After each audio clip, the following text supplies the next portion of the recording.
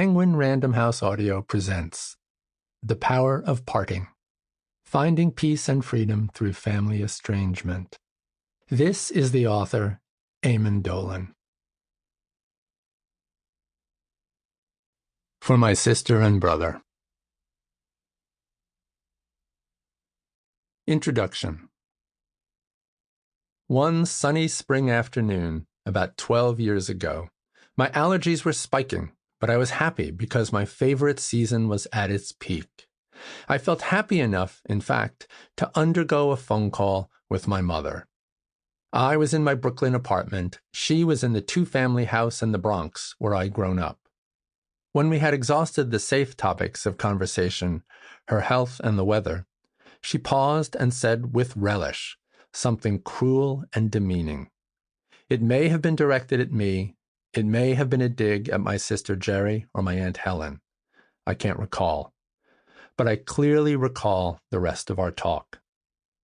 Reining in my anger, I said, "As I've told you many times in the last 2 years, you must not say anything cruel to me. If you can't talk to me without being mean, then we just can't talk to each other anymore." She replied sarcastically, I suppose I have to watch every word I say to you." I said, "Actually, you have to watch every word you say to everyone. That's what good people do. And you are not a good person. We're done. Goodbye." Those were the last words I ever spoke to her. That afternoon, I freed myself from 40-odd years of her tyranny. Right away, I felt taller, as if a physical weight had slipped from my shoulders and I could stand up straight at last. Blowing up the last bridge between me and her was one of the most liberating, transformative moments of my life. Our species' greatest evil happens not in battle or behind bars, but in millions of homes every day. Abuse by relatives has harmed more people than warfare, captivity, terrorism, or any other torment humans have invented. About 30% of American adults have been abused by their spouse or partner, according to the National Coalition Against Domestic Violence. Too many of these cases don't get the attention they need. Only a third of people harmed by domestic violence get treatment for their injuries. This rate is dramatically lower than for workplace accidents, car crashes, drug overdoses, just about any other mishap you can name. Child abuse may be even more pervasive. According to the U.S. Department of Health and Human Services, in this country alone, more than 3 million cases of child abuse are reported annually, 1 million of which result in intervention by social services or other agencies. Millions more cases like mine go unreported. Indeed, an estimated 85% of child abuse eludes the attention of authorities.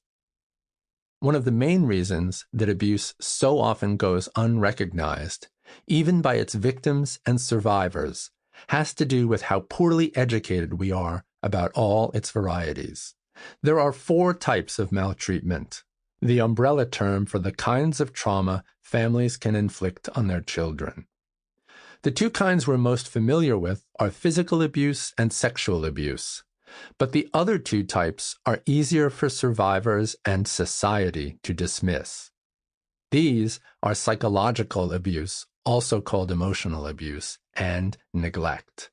The latter is easily the most common, arguably the most harmful, and tragically the least recognized. Neglect can take numerous forms, from feeding a child poorly, to ignoring their hygiene, to not providing decent health care, to failing to soothe their fear or sadness. Psychological abuse also covers a broad range of toxic behaviors: insults, intimidation, humiliation, persistent criticism, the silent treatment, and more. It's generally considered less common than the obvious kinds of maltreatment because it's counted less frequently in statistics. But that's because, as a 2019 study in the American Journal of Psychiatry points out, it's often overlooked and least likely to come to clinical attention.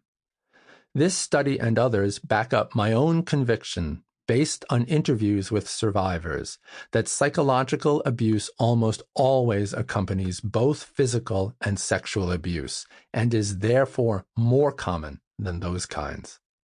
Psychological abuse is also the most likely form to continue past a survivor's childhood. Family violence in all its forms knows no borders of class or race, and neither does the denial of this evil.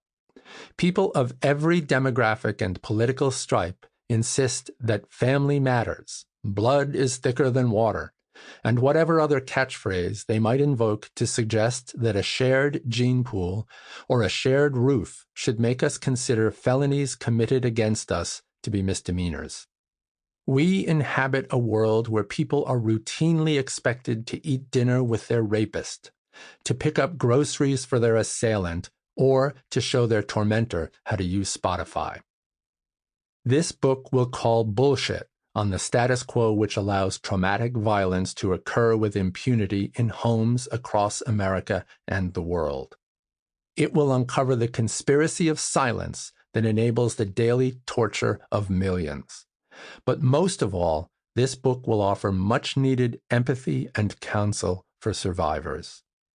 It will celebrate our astonishing resilience, and it will reveal a path I discovered through my own harrowing but ultimately healing experience as a survivor who chose to make a permanent break with my abuser. There is power, even joy, in stepping away from an abusive relationship. That's the promise of this book. Throughout my childhood, Teresa Dolan beat me regularly, 3 times a week on average. Often I had no idea why she was hitting me beyond the vague impression that I disobeyed her.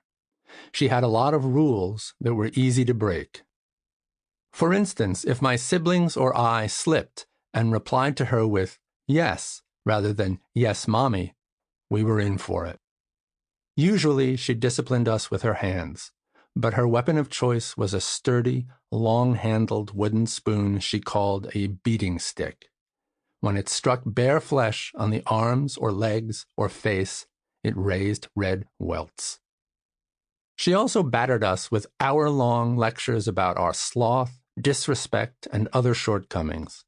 Often we were compared unfavorably with the Farleys, a family across the street whom she idolized.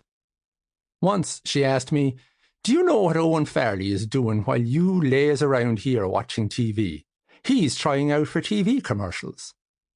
At 9 years old, I usually took her insults at face value, but this one seemed illogical to me because I knew that Owen's mother arranged for him to go to those auditions, and my mother made no such arrangements. I cautiously pointed this out, and she retorted, "Sure, I wouldn't take you to any tryouts. You'd never get into a commercial." She was right. I lacked Owen's telegenic looks and charm. Even so, she went out of her way to quell any hope I might have harbored. This little scene she orchestrated was a form of psychological abuse. Like almost every other parent on our block, my mother had grown up on a farm in Ireland and emigrated to the U.S. during the great Irish diaspora of the 1950s and 60s. She was smart in a calculating way, literally. She could add long strings of numbers in her head, and she'd been a bookkeeper before marrying my father. He worked for the phone company, as many off-the-boat Irish did in those days. I had an uncle and an aunt who also worked for Ma Bell. My father was smart in several ways. He only had a 7th grade education, but he was a voracious reader and a gifted electrician, plumber, carpenter, and gardener. I likely got my love of books from him, but I didn't get much else. He was mostly absent, taking all the overtime he could get and spending his weekends working in the garage or the garden. He rarely beat us, but he was rarely around to shield us from our mother's abuse.